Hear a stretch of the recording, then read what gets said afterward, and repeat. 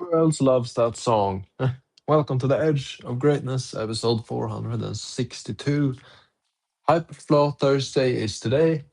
Absolute, um, how do you say that? I don't know. Celebratory day? Or what are we celebrating? Mediocrity? What's up, Matt? I see you on stage. How are you, Matt? Yo, we're good, dude. Just building in the background, testing some code, trying to fix some bugs. I got like 5 clankers running right now, holding it down. How about you, man? What time is it out there in Sweden right now? I should Google that before I ask. No, it's half past 10 p.m. So, yeah, I Oh, mean, dang. yeah, Okay. evening. But what code is it? Like, which is it a website or? Yeah, we're cooking up something for the community over here at Quiet Network. We got a growing community of peeps that want something to do on chain. And so, yeah, tired of waiting for the community to build it themselves, so I'm just building it. Yeah, exactly, exactly. Like someone has to do it. Like, and that's the spirit, the entrepreneurial spirit just does. You know what I mean? And they work for Yeah, free. yeah. Well, I mean, privileged enough to be operating full time in crypto. It's always what would you call it? A delicate balance, like being a part of the core team on a layer one. You really want the community to build as much as they possibly can. So, unfortunately, small team, we can only do so much at a time. So I just wrapped up a few core infrastructure projects that the community is just beginning to dive into. And now I found some extra AI tokens. So we're spinning them up to hopefully build something that they'll enjoy playing around with. So I try to avoid like the NFTs and like the token launchers and the meme coins and all that jazz. That's all played out, right? So um, just focusing on some unique experiences for a particular demographic. Um, would love to share it with you guys when I think it's in a good spot. But yeah, we got probably more projects than I can like rattle off right now that I'm keeping an eye on that I've built. But it's all you know layer one blockchain stuff. If anybody's interested in like NFTs and meme coins and all that jazz, and what's cooking over at Quai, I can point you in that direction. But um, yeah, no, we're just constantly cooking, man. Yeah, Keeping the community humming. I've heard that. Bitcoin is the only one that is truly decentralized and it's not on any network that can be like found or database. You know what I mean? All of the other coins are like on databases and completely, centralized.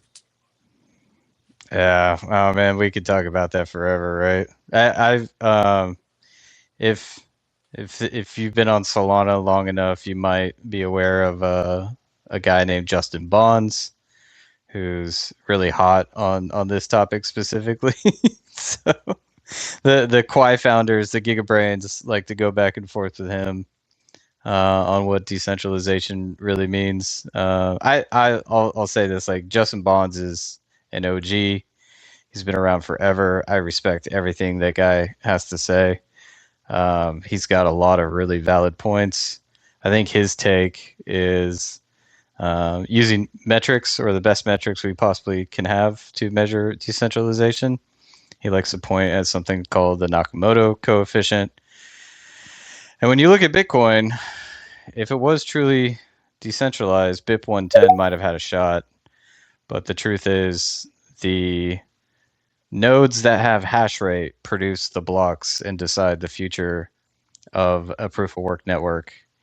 And unfortunately, due to incentives, miners are forced to pool their efforts. And so you end up with, 3 or 4 massive pools that do all the block production on Bitcoin. So there's nuance, but that's definitely a fun take to hash out with whoever's interested. Always, bro, and yeah, when I say completely decentralized, I'm looking at it from I'm inside of crypto now and observing, but to completely see how it is, I think we should have to zoom out and see existence from that point of view. Like everything is a construct, right? At the end of the day. So, and crypto is no different. And if we break it down to its most basic common denominator, then everything is centralized that is visible. Oh yeah, 1,000%.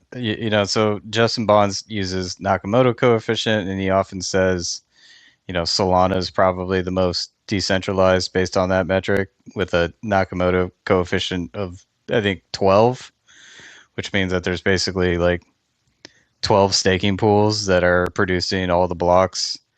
And if we're talking about like a global decentralized network, 12 is just laughable, but it's the best crypto's got right now, perhaps, maybe. I don't know, but it's kind of ridiculous for the decentralized maxis out there.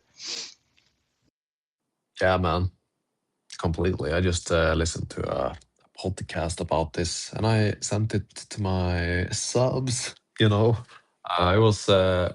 It was about Bitcoin and inflation and deflationary, mechanisms and all of these things. And they were talking about the very thing we're talking about now, basically. And they said something interesting in there.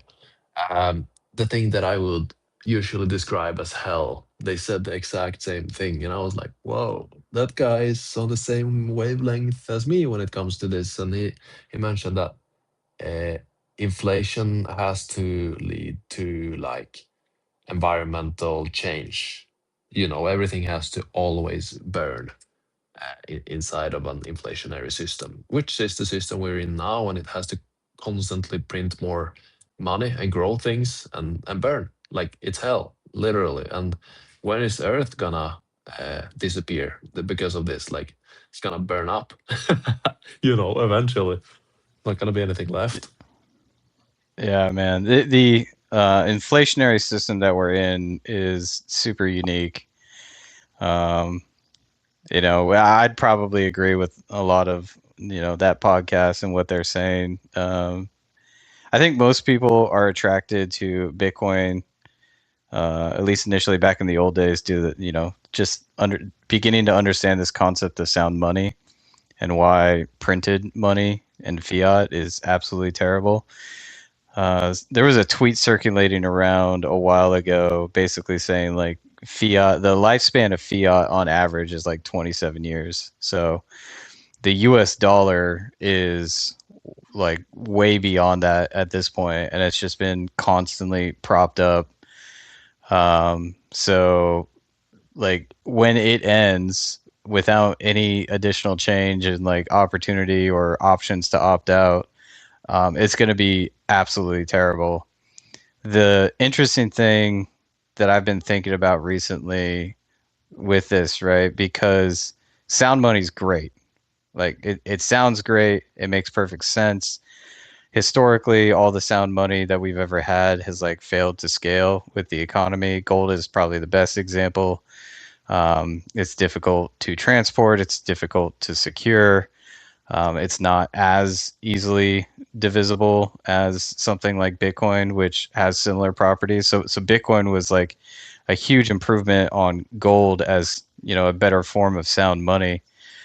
Um, and the problem that I think Bitcoiners are hoping for is the idea of Gresham's law playing out, right? So bad money always outspends good money to the point where inflation basically. Let me accept this co-host invite. So where was I? What I believe the Bitcoiners are hoping plays out is that fiat is going to be printed into oblivion, and at that point, people will revert back to sound money. At which point, Bitcoin will be primed and ready. And while it might not be as decentralized as some people might like, it is definitely ossified, which means it has entered the zeitgeist. It's here to stay. It's not going anywhere, and it is incredibly divisible. So you know, people hope that they can use that as money. Um, but what I'm seeing right now is that every crypto, every blockchain in existence depends on their native tokens to fund the infrastructure, right? So like in Bitcoin, you need to fund the miners to maintain the infrastructure. In Ethereum, Solana, all the proof of stake networks, you need Ethereum or Solana to fund the stakers. And if you can't fund the infrastructure, you got a big problem, right?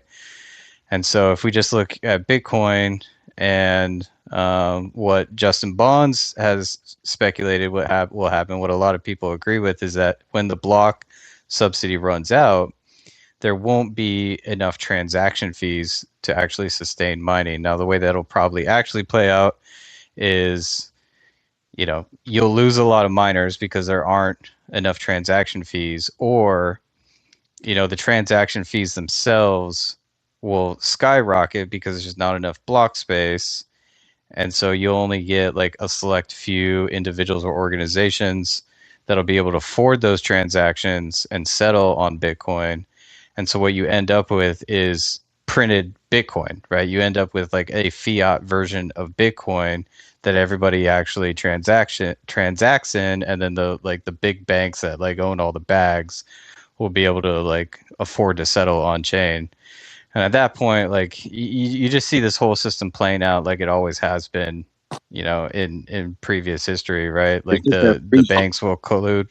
yeah, it's a repeat of the same thing that's happened every time it gets this far. Anytime you get somebody to keep track of a store of value, it becomes the banks all over again.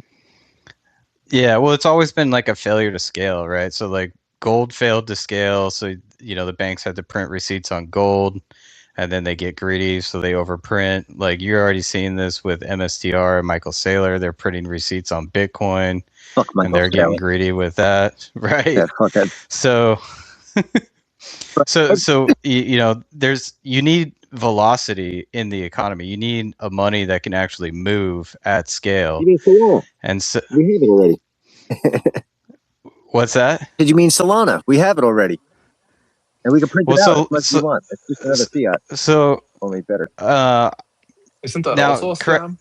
It's better Well, bad correct money. me. It's better bad money is Cor- the best way to put it. Because it's still not good money. It's still inflationary, if anything. so I need to learn more about Solana, because my initial understanding was that there is like a cap on the amount of Solana that'll ever be printed. Is that not true? Not true. Okay. All right. So it's still inflationary. So it is a better bad money, Yeah, to that's your all it point. is better bad money. But that's actually the problem we're facing right now is like what number makes sense in the ethos for crypto. Like I had kind of hoped 200 made sense. And when it dumped 100 kind of made sense, but for no other reason than it makes the math easier for builders and people who are trying to transact with it. And that's kind of what's going to set the price here, especially since it's an inflationary asset. I mean, there is no scarcity to But drive it. It's the thing literally going to is, be utility. the thing is, Bitcoin, it's going against all of the universal laws that exist. How is that even possible? What are we missing here? That's an interesting topic. How can it be deflationary? How can it Well, be there's a hard different? cap. Yeah, you have There's hard just a hard Yeah, cap. yeah, yeah, yeah. It's I just understand that, but it has a structure to begin with, and that's like only that is like a red flag. You know what I mean? yeah, it makes it human, mm, not yeah. I don't quite follow Edge. Yeah, Can you help me it's out there? yeah, absolutely. So we have the ether, which is the nothing in when we talk universal law and creation and all of these things, the absolute nothingness is the ether, and then creations comes out of the ether constructs that we as humans create. Businesses, I don't know, this plate I'm holding here, you know, this little coin that is lying over everything, every single thing that you can perceive is something that is a construct inside of our mind. So we understand the thing, therefore we can see it. You know what I mean? And Bitcoin is the same. And there's also a law that says that uh, the law of impermanency of all things, everything always crumbles and burns to nothingness eventually. Everything. But Bitcoin doesn't. That's the only thing that doesn't do that. How is that? How does that go together? You got to tag Michael Saylor himself. You got to talk to Bitcoin Jesus about that one. He's the only one who understands how Well, that model works. yeah, I see what you're saying, Edge. I guess, I would You know what I say mean? it. Like you look at a share, eventually that share is gonna get moved out of the apartment. Eventually it's gonna become recycled, you know what I mean? It's gonna become nothingness, and this plate is gonna become nothing too. And everything is always disappearing from its places and moving around energies. But Bitcoin is just there being like, I'm the savior of everything, like what? What do Right. you yeah. I kind of like the concept is like Bitcoin as information, and not necessarily like you can call it a digital asset, but everything digital just exists because the computers and the networks exist, and like those computers and networks are subject to entropy, and so they need to be constantly replaced. So they're still bound by like physical reality. As long as we can keep replacing the computers, the information that is Bitcoin, that is YouTube, that is anything we can consume on the internet still exists. Yeah, So bro. I guess I That's the prefer thing. that analogy. Yeah, completely. I see what you mean, but here's another curveball. Like if Bitcoin is information, the plate I'm holding in my hand right now is also uh, energy put in formation because I can perceive it. So everything is information, even things that we Yeah, can. You know what I mean? yeah. Well, and you could say, you can encode information in anything. So information could be like ethereal, I guess.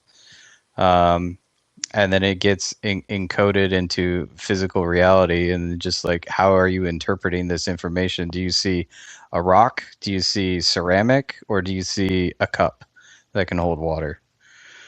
Right. Yeah, I guess that's how I would interpret that. Yeah, exactly. And then we have Bitcoin, which is also a concept that is put in formation. Is there a purpose? What could be the ultimate purpose with that? To destroy something, or you know, I Well, I don't. think, dude, these are great questions. You got me noodling over here. That's awesome. It takes me back to, I say takes me back. It reminds me of a concept I also think a lot about, and that is like how humans communicate information, um, and like values, I guess. So like we need something to help us communicate information and values, right? And so you could go back and like do thoughts experiment about trade and barter systems. Like, was a chicken as valuable as like this plate or this wicker basket, right? How many chickens does it take to get a cow, for example? But we're constantly like trying to communicate like value to each other, and so that's, in a way, all money is a tool for us to communicate value, right? And if we have a tool where we all agree, what it's measuring and how it's measuring it, then economies can grow. We can continue to fight the dark, greater utility in life, health, wealth, all of the above. But when that tool begins to fail us, we struggle more and more to communicate value, and then we start to recede back into the darkness and the cold, right? And that's what inflation does, is it kind of like destroys our ability to conduct trade and communicate value, etc. So, like to like circle around on my original point, like sound money is great, it's awesome, but if it doesn't allow humanity writ large to communicate value at the velocity that humanity demands of it, then we'll always resort to poorer forms of money. And so Solana could be better than fiat, um, but the problem with all these blockchains, guys, like in my personal opinion, is none of them actually scale to the throughput and the volume of the global monetary system. So, and the digital world, like the internet has broken down our barriers for transferring, for creating and transferring capital. And so if a replacement for fiat, a replacement for the US dollar and the euro and the kroner and all that jazz, you know, is actually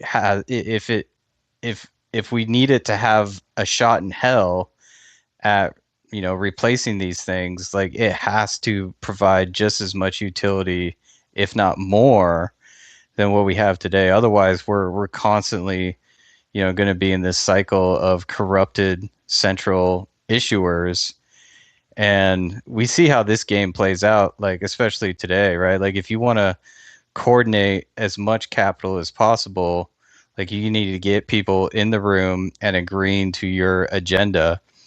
And back in the day, maybe that was like just having a common enemy. But as common enemies like disappeared, eventually we get to more corrupt forms of this coordination, aka bribery.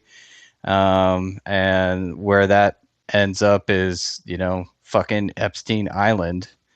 And that's not a world we want to live in, right? But it's a world that's being propped up and constantly re-incentivized. So we need a system that can scale, that has properties of sound money. But what I'm trying to wrap my head around right now is like, Bitcoiners have a lot of things correct. And they believe that a lot of the issues that Bitcoin has, namely scale and privacy, will be solved in the future, right? But if we're giving the game to the central bankers in the form of stable coins, then we're just kicking the can down the road. And in fact, we're actually ushering in the central bank digital currencies and the financial slavery where we'll never be able to like free ourselves from without like a complete and total like catastrophic collapse of civilization as we know it.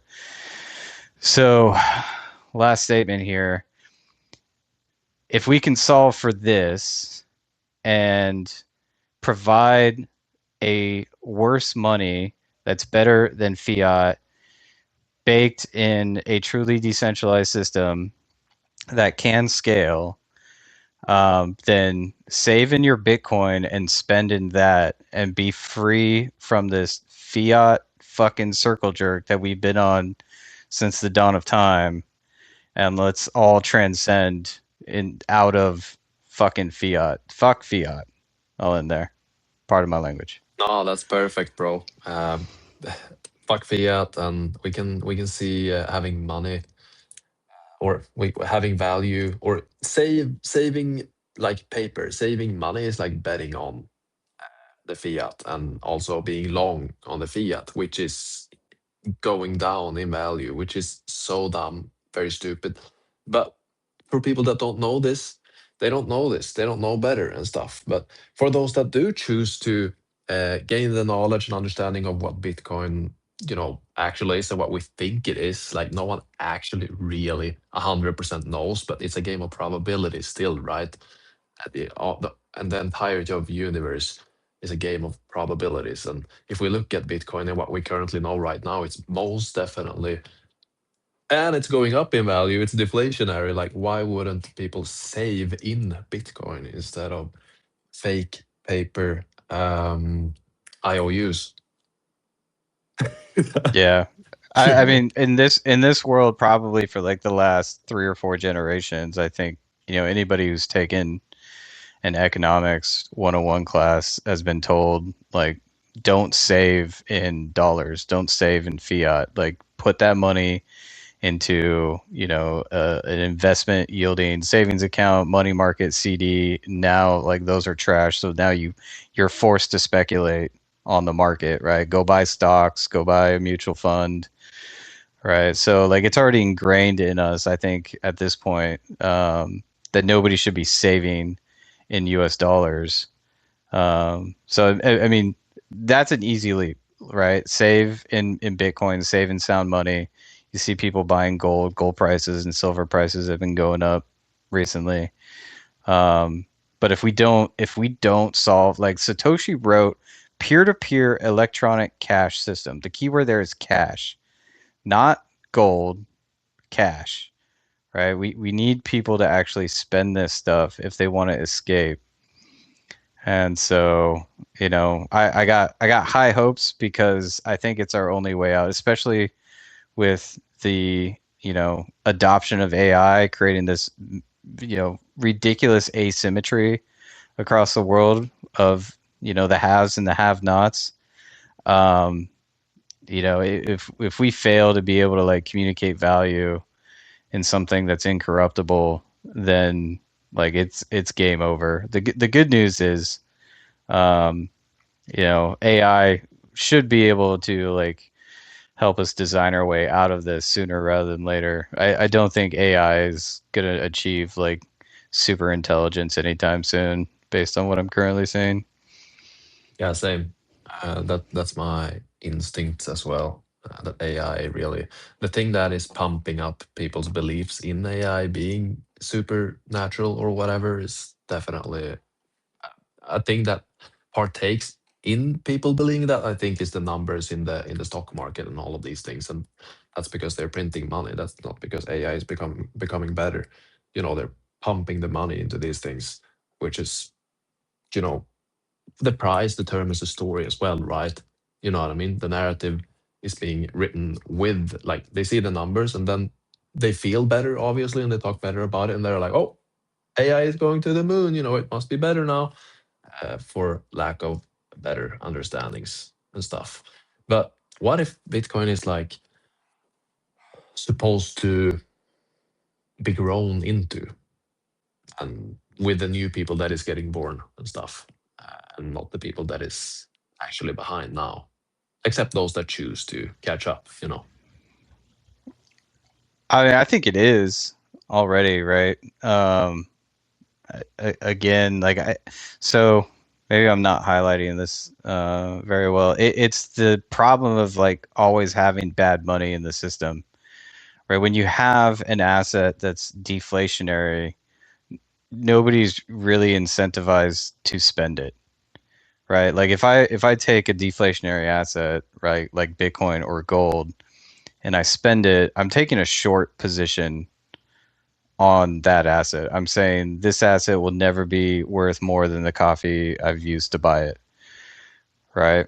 And this works like this is a, you know, a double-edged sword that cuts both ways when you're talking about like employing people, right? So like if I agree to denominate somebody's employment in Bitcoin, what I'm doing is I'm basically taking a short on the Bitcoin that I'm paying them, and they're taking a long position. They're saying, okay, I'm going to get paid this much in Bitcoin, but I know for a fact that that's going to be worth more in the future. And so that forces me as an employer to like renegotiate that contract constantly. And the employee, you know, is basically like inadvertently committing to producing more and more because they're getting paid more and more in value, even though like the amount hasn't changed over time, right? So having these deflationary assets is great for saving, storing, and building wealth, but it's terrible for actually conducting trade. Um, and so we need a bad money is my point. We need a money that does not like, you know, encourage speculation and hoarding. We need a money that encourages trading and velocity. Right. And I think that's what Yeah. Solana's trick is. Like, think about it. As soon as you convert money to Solana, you buy some dumb shit, or you run to a casino, or you fucking. Solana has already taken over that part of the brain. So I think that the better chance at us having control over bad money, because XRP is already, like, you know, it's Bank of America, and that's already banks. Like, we could possibly Yeah. take Solana back. So I mean, so like Solana has taken the lead on this front, like 1,000%. Um, the challenge right now is like it's not stable. So like you still denominate in, you know, USD peg tokens on chain. So there's that issue. Like I can't run a budget in Solana. I have to run a budget in USDT or USDC, Man, I tried. I fucked right? myself so bad. I was taking Yeah, pay to run spaces and do shit like that in Solana, assuming Solana would stay at around 100.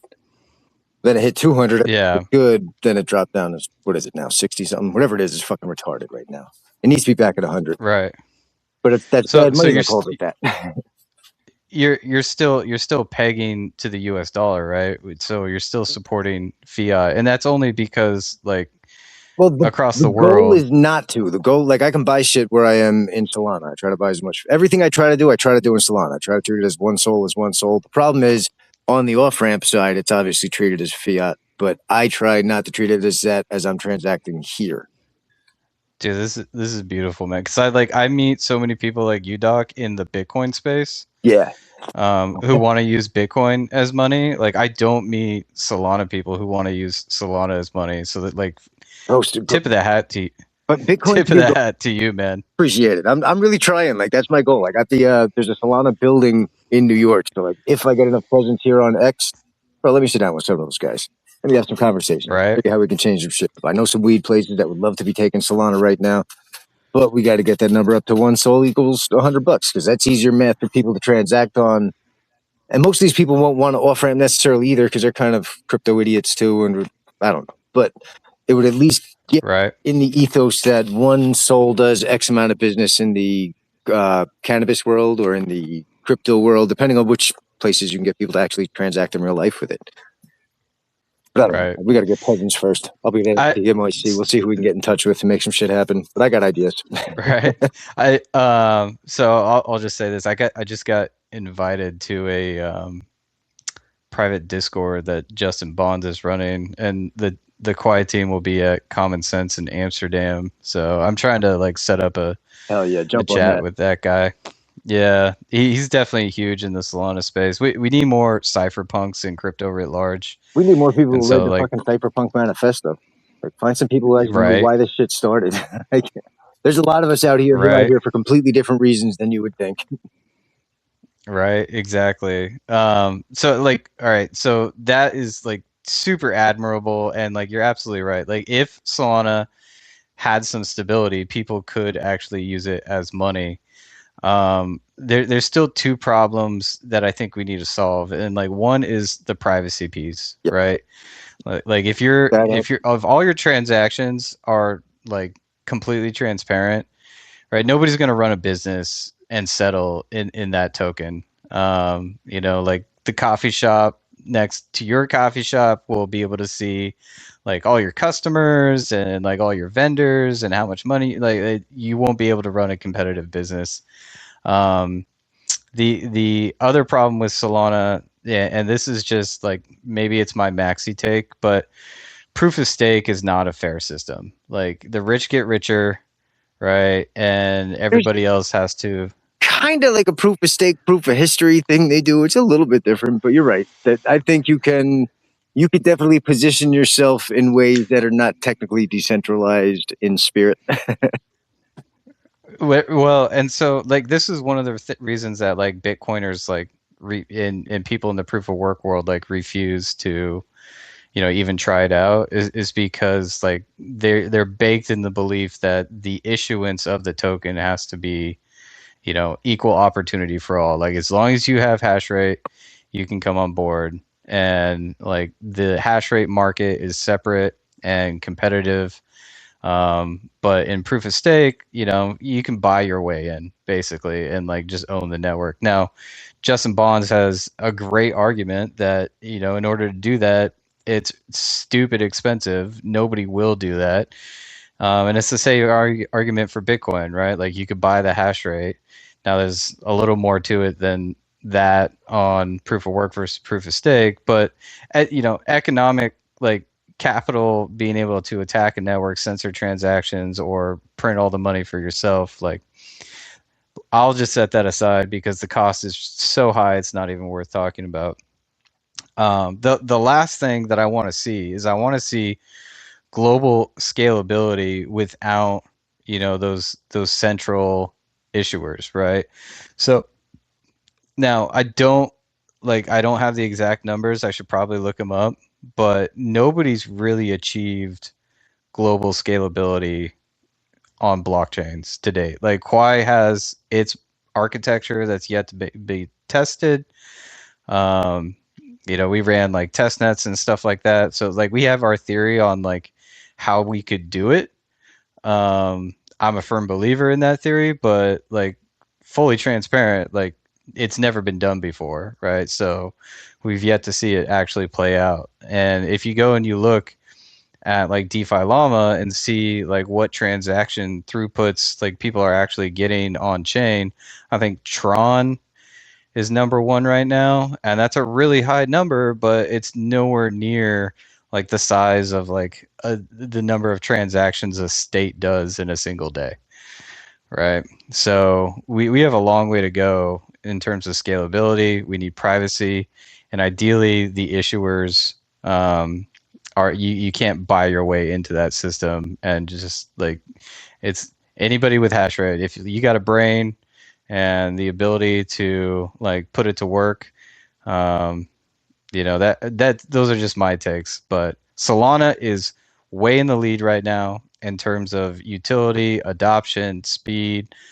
even decentralization if you're using those metrics. But they're giving up the game to the central bankers because they have to use USDT to settle transactions. And so they still need an even worse money than Solana in order to actually run a business on that chain. So those are all my takes. Well, I mean, that was their thing with Pump Fund, man. You figured at least one good shit coin had to come out of there they could have used to transact and move money. You know what I mean? Like if you can keep some of the liquidity on chain, just have, I don't know, say goodcoin.pump, whatever the fucking address would be, like a good coin on there that is actually a shit coin.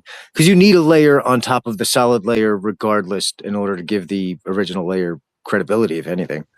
Yeah. Well, and so two things. One of the things I like to ask Solana maxis is like, how big do you think Trump coin would have gotten if Solana scaled?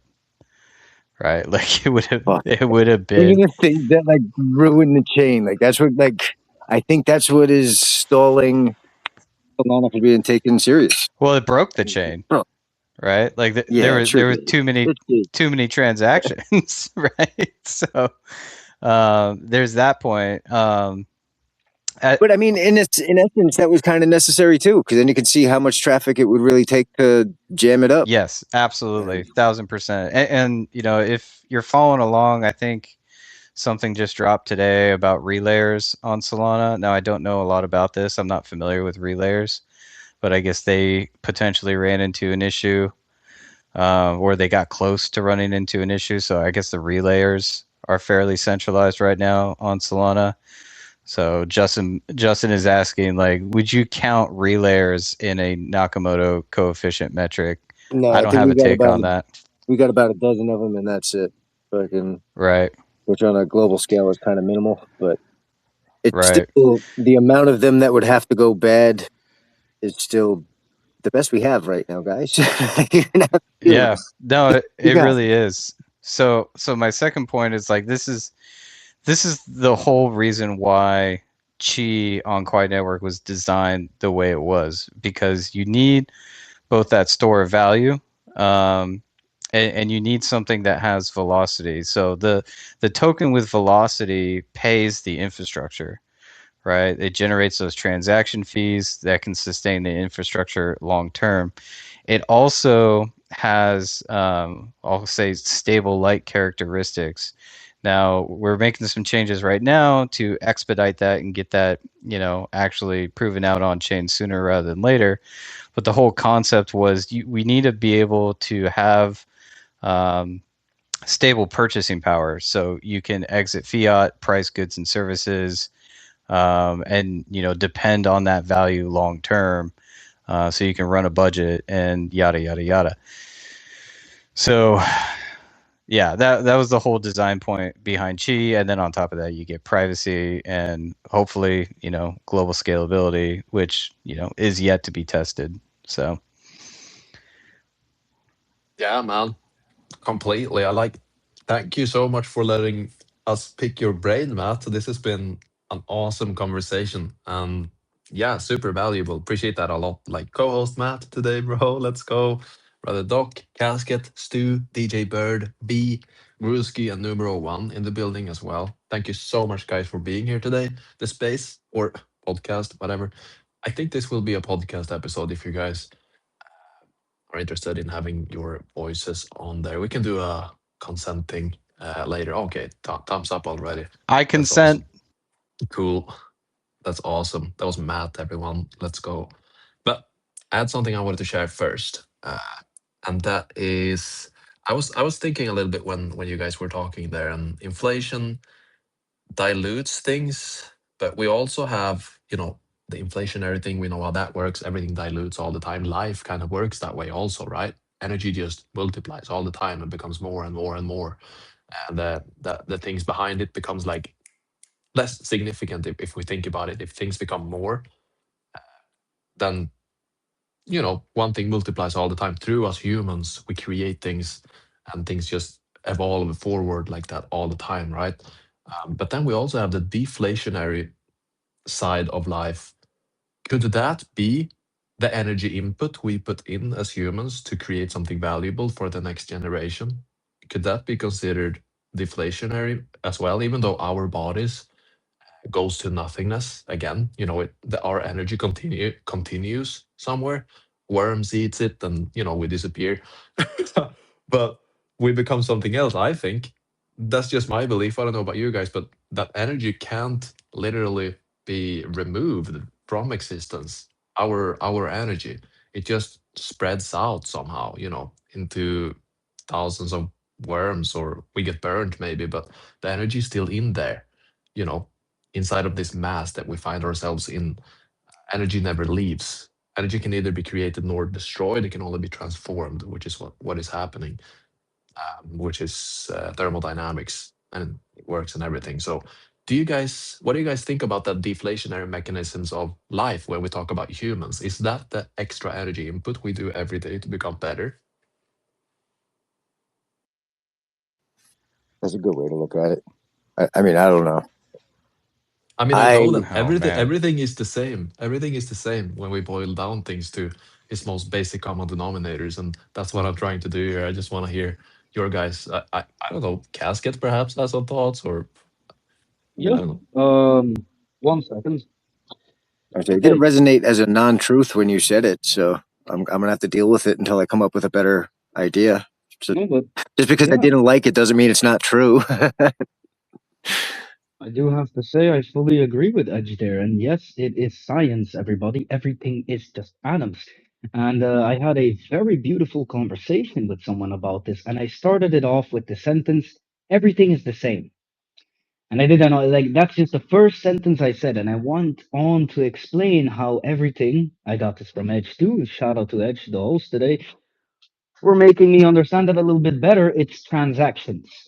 Everything is a transaction between things, between energies. It's always a transaction. And people do their own transactions, which can be a business. So once you when understand that, and when this people are on a low frequency and are very needy, that's the two energies. Like when they push so close to each other, they just do it like magnets. They just slip away.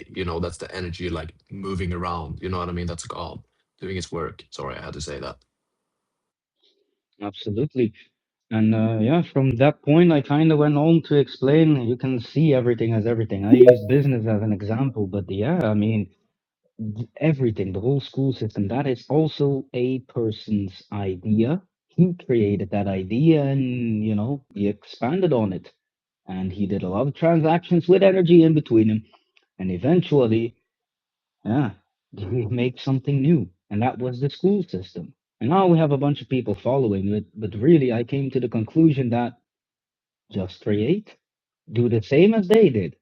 They did it. We can do it too, like it's just transactions. And everything is the same. It's science. Zoom in, and eventually it will look like you zoomed out. Zoom out enough, and it will look like you zoomed in enough. This is not a coincidence. This is God's work, and it's beautiful to realize these things. And now, if you understand that everything is energy, you get to understand how to work with it. And that's something you can dive very deep into and get good results. And I like to do that with communication. That's just one of the infinite examples. the fractal nature of the universe, right, Casket? Zooming in and zooming Yeah, out. yeah, man. Super super interesting question, Edge. I don't know whether or not energy is infinite, um, but like everything is energy, and you can't destroy it. I think we're still trying to decide whether or not you can create it from nothing. If you can, I would define it as inflationary. But the fact that energy is constantly transforming creates deflation in any particular form that it's in at any particular time, I guess. So, for example, like humans are at any one point in time either inflationary or deflationary, depending on population growth and how much energy they're actually consuming. You can think about the same thing. You can think about trees, or I'm gonna try and stay natural here. Just like the natural environment, like things are either in an inflationary state or a deflationary state, but the energy is constant. It's running through everything. What it in this model in my head right now, what actually causes something to be inflationary or deflationary is, I guess, the amount of entropy it's able to mitigate. Yeah, that's a good word for it. So if you're able to mitigate entropy, then you can be in an inflationary state and constantly like creating more of yourself. Um, if you can't fight entropy, then you're in a deflationary state as the numbers of yourself are constantly dwindling. So I think entropy has something to do with this conversation. Um, and it also reminds me of something somebody said a while ago. I forget who, but basically every organism in our environment is trying to maximize its energy usage to eliminate entropy in its environment, right? And so by doing that, you're taking, like chaos and turning it into order. And the more you can do that more efficiently with energy, the more inflationary you become, right? Basically, you grow more faster if you can more efficiently use your energy to fight entropy. Oh my gosh, tongue twister. Bro, that's a good one. Like you made me think about inside of the system, how the entire system is built up off of debt, and no money that is ever made can possibly pay off that debt ever. This is just a philosophical way of explaining existence, which money is as well. It's not just money, it's just another way of explaining the Bible too. We can see the Says, connections very do clearly. You more know what I better, mean? grow more fast. Simply broken down, do more better, grow more faster. The more better you can do in a shorter amount of time, the faster you can grow and take up more energy. So you're not necessarily creating more energy, but you are being more energy. Yeah, you're using it more efficiently. Like you're getting more output or creating more order with less amount of energy each time. Yeah, like that's why you say find people who are like amplifiers. Like some people, we're all receivers. We don't all necessarily amplify, but we all do reflect at least, I think. And we could all get different signals from the same message and stupid shit like that. But find people who amplify. There's some people who do more better and they get more faster. I like that. Just I'm gonna re-sentence it in a way, maybe, but the way I see it is, God is the one who created all the energy, and we're the ones using it and taking it from one place to another. But I heard it earlier. I do strongly think, fully, we are not the ones creating the energy because the energy was already there. We're taking it and we might transform it, put it into something new, but we're not the ones creating it. I would definitely say, like Doc said, oh, I forgot the word now, but we receive it. We're the receivers, right? We all are. And then from there, we get to choose what we do with it, sort of. And that's really the creating again. But we're not the first creator. That's the big difference. Exactly. There we have the zooming in and zooming out in perspectives again. I love it. Good stuff. This has been a great conversation, tying things together. Brilliant minds on stage today. I wanna hear from Jay before we close this space down, bro. What's up, Jay? How are you today, sir? Hey, I'm good, man. Just got the tag from Stu. Reminder about the space. I did like two spaces today, so super busy. But yeah, I had to come in, and I love everything I'm hearing. I agree with it. What Doc was saying, what Matt was saying, everybody was saying actually on stage. Um, do what you can do. Do it efficiently. Do it as if you're gonna do it fast, make sure you do it right. That's the only thing I will say. Um, but definitely in a space like this, uh, or just I don't even in a space like this in general. Like people typically do better if they do it before someone else can get it done. Like if you can find a way to get things done in a timely fashion, you're always going to be that person that people look for. Because we already have a short attention span as is. But if you can finish the work of a job in a timely fashion, people will come to you and you'll make more. You'll make a lot more money too. That's a fact, bro. Work smarter, not harder. Exactly. Positioning.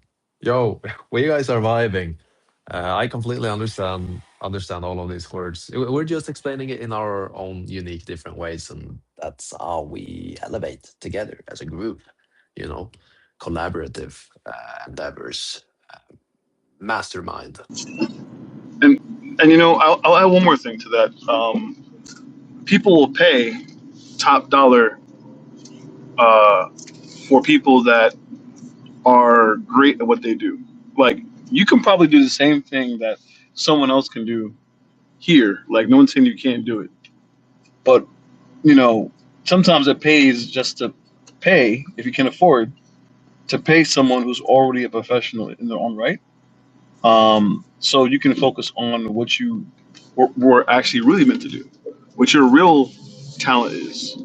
Now, everyone can be whatever they want, right? But once again, everyone has like a passion, and then there's people that have a gift. So I would say focus on that gift. Still learn about everything else, but lock in with that gift because you're going to do it better than anyone can ever do it. That's such a good way to finish off this space. Motivational. Let's go. Shout out to Jay. Appreciate you so much for pulling up today, man. And brother Doc and Matt as well. Thank you so much, guys, for co-hosting this podcast. Is going to be out on Spotify and YouTube. And you guys that are listening to this podcast right now, it's obviously already out there. And this is the past Edge talking. Um, yeah. So shout out to Mr. Casket, Stu, DJ Bird, the number one for pulling up today. And to finish this space off with an amazing quote that I thought of when Jay was speaking was direction over speed. Always, you know, direction over speed because speed only without direction means no balance. It means doing what everyone else is doing, which is because the entirety of society is built up off of masculine energy. It's only, do. Never think, never plan, never make up a plan for yourself. Just do because someone else says so. You know, that's everything. So that's a little thinker for you guys. The law of gender is what this principle is called, and it's such an important principle to understand. When that is understood, you will understand how big stars like Lionel Messi is so good as he is. You know what I mean? Because he studies people's habits on the field, right? I'm not even a football guy, but people that do extraordinary things, they understand these things very deeply. So the law of gender, everyone. Shout out to that. Universal law is the absolute best way, in my opinion, to understand everything, and that's why I preach it everywhere. That's my thing, you know. Shout out to all you guys for pulling up today. I wish you guys an absolutely fantastic rest of your day or night, and I will catch you guys next time, which is obviously tomorrow. I mean, I think because yeah, tomorrow, absolutely. Walk with truth, walk with power, and I will see you guys at the absolute freaking top of the mountain. And as you guys already know, your path, what we just talked about, choose that, double down on it, but don't burn yourself out. Plan, do, as you just talked about. See you guys next time. Pineapple pizza is the best.